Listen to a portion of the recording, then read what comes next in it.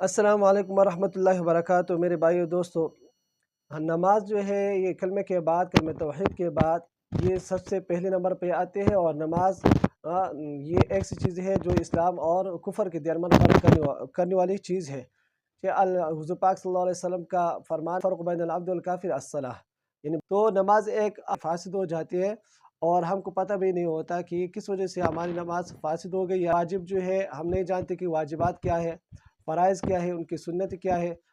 और अमल कसीर की वजह से हमारे नमाज़ें बातिल हो जाती है। अमल कसीर ये ज़्यादातर हम वज़ू करने के बाद आते हैं और आस्तीन ये चढ़े होते हैं, यानी ऊपर की तरफ होते हैं। और नमाज में खड़े होकर फिर वो आस्तीन को दोनों हाथों से नीचे उतार देते हैं, तो ये इससे नमाज बातिल हो जाती है।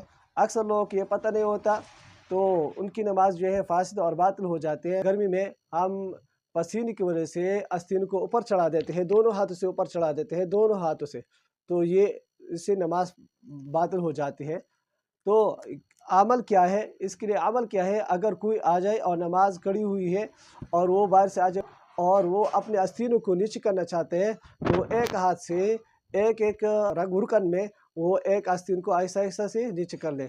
क़ियाम में एक आस्तीन को थोड़ा से नीचे कर लिया, फिर रुकू से उठकर फिर आस्तीन को नीचे कर दिया, दूसरे हाथ के आस्तीन को नीचे कर दिया, ऐसे ही करना है।